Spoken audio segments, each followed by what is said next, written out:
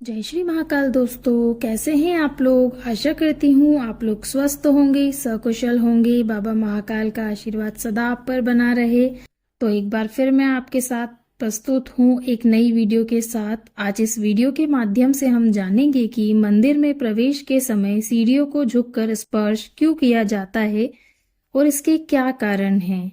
तो आइए शुरू करते हैं। मंदिर में प्रवेश करने के कई नियम हैं और हम उन नियमों का पालन करते हैं। ऐसा माना जाता है कि मंदिर में प्रवेश करने से पहले ध्यान में रखी कुछ बातें हमारे जीवन में समृद्धि लाती है। मंदिर में प्रवेश के समय घंटा बजाना, जूते चप्पल को मंदिर के बाहर ही रखना, सिर ढककर पूजा करना जैसे कुछ नियम हैं जो सदियों से चले आ रहे हैं और हम उनका अनुसरण करते चले आ रहे हैं। ऐसे ही एक नियम में से है मंदिर में प्रवेश करते समय झुककर सीढ़ियों को छूना, फिर अंदर जाना।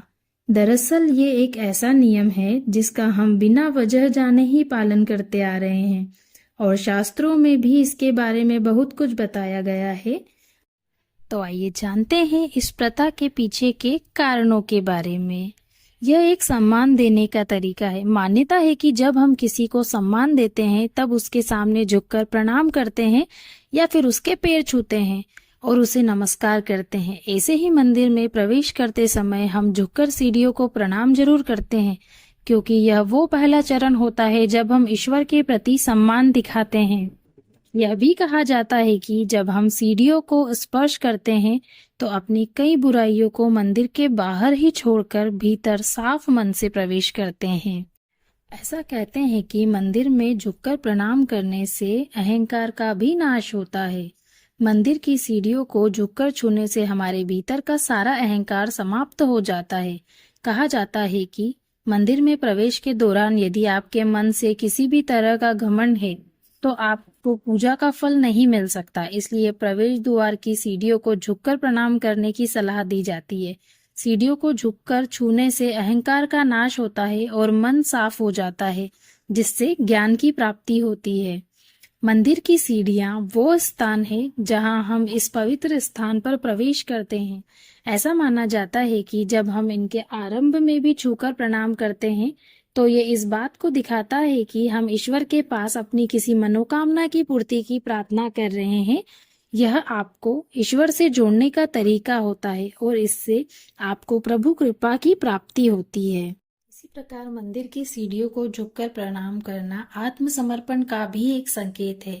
मंदिर प्रवेश के पूर्व ही जब आप सीढ़ियों में झुककर प्रणाम करते हैं और सीढ़ियों के पैर छूते हैं तो ये आपके आत्मसमर्पण का संकेत देता है। ऐसा कहा जाता है कि प्रवेश से पहले ही आपकी आत्मा और शरीर सब कुछ ईश्वर को समर्पित हो जाता है। आत्मसमर्पण की भावना ईश्वर के पास आपकी कामना पूर्ण करने का संदेश देती है और पूजा का फल मिलता है। जब हम ईश्वर की भक्ति में ही सब कुछ न्यौछावर कर देते हैं तब प्रभु की कृपा मिलती है। इसी प्रकार मंदिर की सीढ़ियां क्या दिखाती हैं। शास्त्रों की माने तो मंदिर द्वार की पहली सीढ़ी ही आपके मुख्य मंदिर की मूर्तियों से जोड़ती है। मान्यता है कि हिंदू मंदिरों की सीढ़ियों में भी देवी देवताओं का वास होता है, इसलिए ये पूजन शुरू करने का पहला स्टेप माना जाता है। मंदिर प्रवेश करने के कुछ अन्य नियम भी होते हैं, आज हम उनके बारे में भी बात करेंगे। मंदिर में प्रवेश करने के अन्य नियमों से प्रमुख है मंदिर का घंटा बजाना। मंदिर का घंटा बजाने से हमारी प्रार्थना स्वीकार हो जाती है। ऐसे ही नियमों में से एक है सिर ढककर पूजा करना, और यह भी सम्मान दिखाने का एक तरीका है। इसके साथ ही मंदिर में जूतों का प्रवेश न करना, क्योंकि जूते गंदे होते हैं और इनका प्रवेश ईश्वर का अपमान करने जैसा है। इस प्रकार अगर आप मंदिर में प्रवेश के समय सीढ़ियों का स्पर्श करेंगे तो आपके जीवन में सकारात्मकता बनी रहेगी। अगर आपको यह स्टोरी अच्छी लगी हो तो इसे शेयर करें, लाइक करें और इसी तरह की और भी अच्छी जानकारी सुनने के लिए मेरे साथ जुड़े रहें। तो उम्मीद करती हूँ दोस्तों मेरे द्वारा बताई गई जानकारी आपको पसंद आई होगी। तो कृपया मेरे